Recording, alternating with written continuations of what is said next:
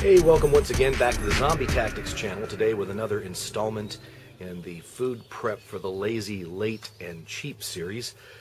Today I want to talk about a few principles moving forward with this series that have to do with why I'm going to change things up a little bit. First of all, I'm going to try to, as we go along in every video, give you some little tip related to what we're talking about or related to something that we've just talked about. One tip that I'll be offering this time is that I've done some research and I've found out that the Nally brand of canned goods are shelf stable. So if you're looking for ways to mix up that 72-hour food kit that we've talked about, look for Nally brand canned goods. That is usually associated with chili, but they also make a beef stew, they also make a canned beef stroganoff, a chili mac dish, a number of things that are canned and shelf stable and will last, you know, theoretically forever if you store them in a decent place and don't let the can lose its integrity or get rusty or dented up or something like that. So just put that in your mental toolkit and move forward with it.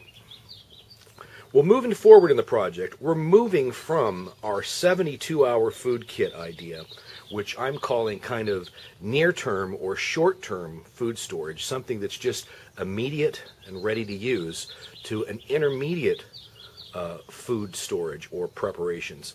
Now, that changes the principle of what we're looking for. When we're looking for that short-term 72-hour to 2-week kind of time frame, we're looking for things that are pretty much foods ready to eat, that we don't have to do a lot of preparation, that we don't have to do necessarily a lot of cooking, that we can pretty much open up a can or open up a package and we've got food.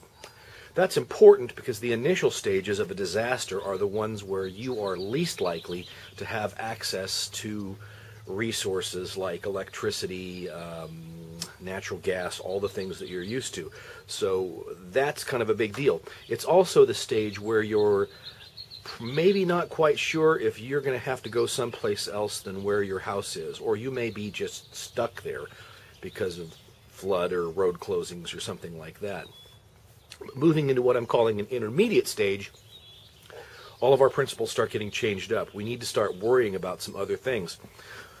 One of them is that if we were going to store canned goods for 3 months worth of food, that just takes up too much space. And most of that space is taken up by the fact that there's a lot of water in the product already. That was a good thing for the 72-hour food kit because it means we didn't have to worry as much about having clean water on hand. But moving forward, it presents a liability because we just can't store that much food that has all that water in one place like that. It just becomes unwieldy.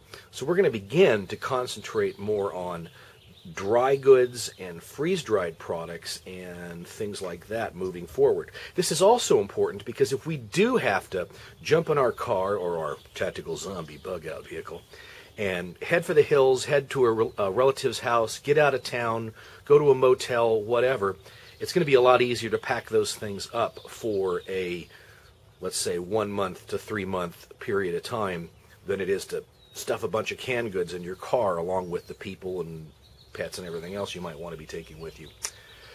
So we're going to look at some dry food options, some instant food options, and how you can integrate those into your food prep moving forward.